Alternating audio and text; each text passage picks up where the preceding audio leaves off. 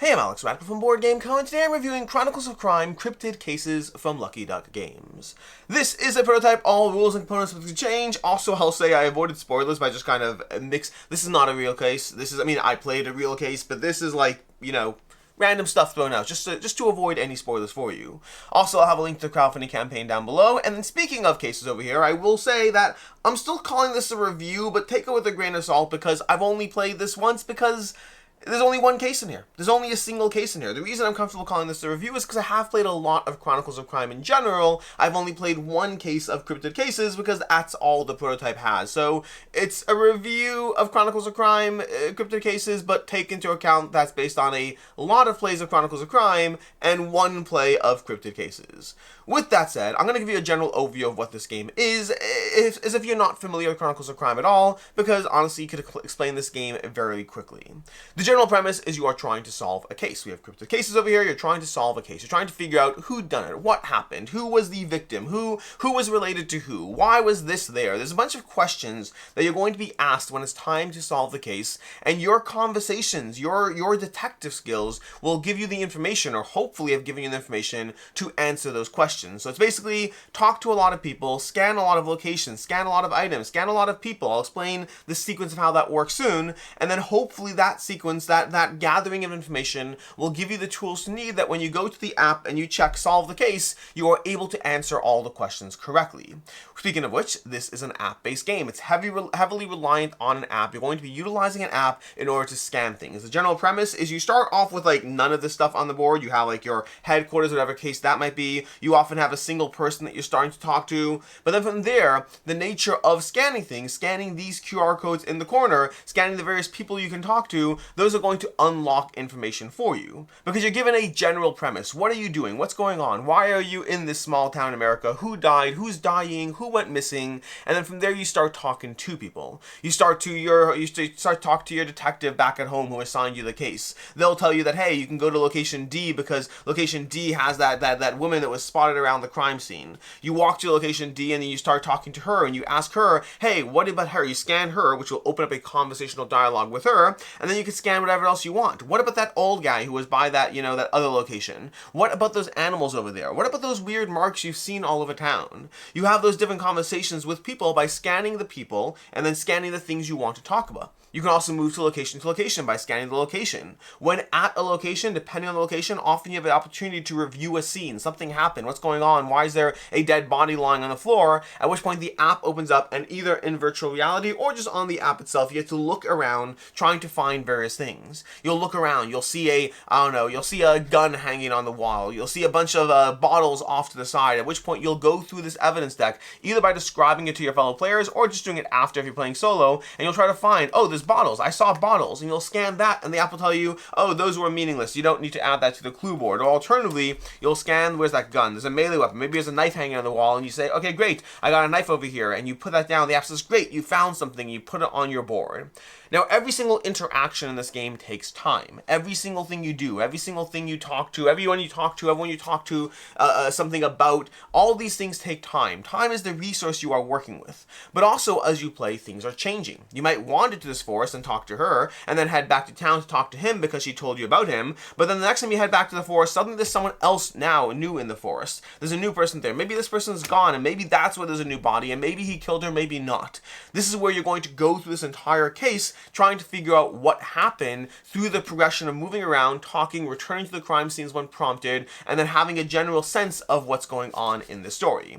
Cryptid Cases builds on the general Chronicles of Crime, but it gives you a few more things, small differences, nothing too crazy, but it gives you these cryptids over here, these cryptids that you're going to be profiling for, because there might actually be something non-standard going on in this world. Maybe Bigfoot's present, maybe Spirit of the Woods present, the Witch, we have a different all these various monsters over here. Again, prototype, I don't know how many there'll be in the final game, but you have all these potential monsters, and they are correlated with different things. Those marks I mentioned, maybe that's because those are related to some of the various monsters in this cryptid filing. Alternatively, those marks might be meaningless, and it might be that there's no like specific secret thing happening. Maybe it's just normal people trying to present it as a lore. You never know whether it's actual cryptids or just something that might look like cryptids, and you have new tools, new investigators of the normal and of the supernatural in order to deal with these various things going on in the game. So it's basically Chronicles of Crime, but it's throwing in those cryptids, that extra layer on top of it, adding a potential level of supernatural to every single case you play. That's generally Chronicles of Crime. That's what Cryptid Cases does. Let me talk about my thoughts and opinions. Let me start with my general opinion of Chronicles of Crime.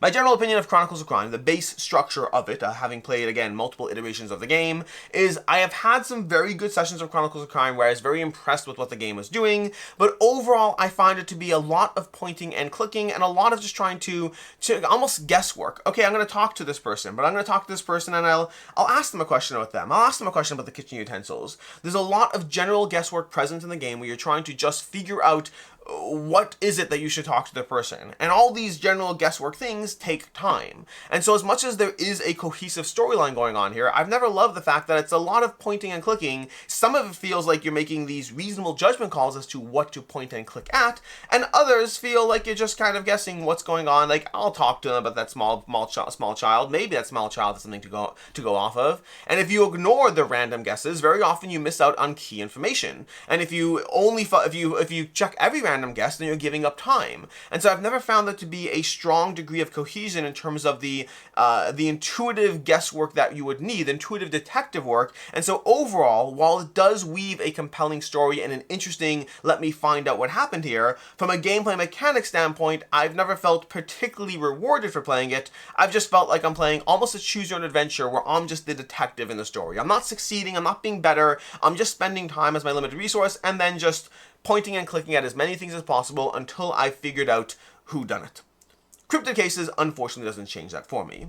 I took this one on because I do like the idea of cryptids. I like the idea of the supernatural, and that, you know, maybe and this is a series of 3 games, I should say. There's a series of 3 new Chronicles of Crime, all dealing with some new interesting theme. And so I took this one on because I was like, maybe that extra level will deepen the experience for me, make it more enjoyable in some ways, possibly, maybe improve the mechanics, I don't know. And overall, it didn't. It's still fine. It is still a fine game. If you're looking for something that gives you that sense of, here's a story, here's what happened, and here's your part that you get to play in it as you try to figure out what went on. And there is some small degree of detective work, especially as you follow or try not to follow the red herrings. Because red herrings are indeed a big thing in this game as you talk to someone who is having an affair with that other person, and then you suddenly wonder, is that why that person was killed? And no, it has nothing to do with anything. There are a lot of red herrings that you have to try to figure out. So it's really just a process of exploration. It does tell a compelling story. Every single time I've played it, there's always something interesting as to trying to put together what happened. I just don't necessarily feel rewarded from a gameplay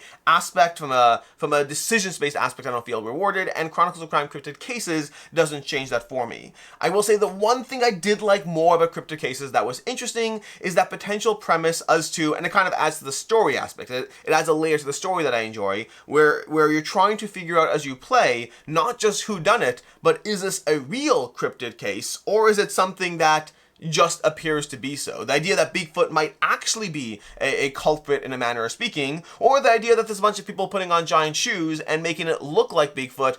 I did like that element of trying to figure out what's happening in the story. That's the one thing that I did feel that was added over here.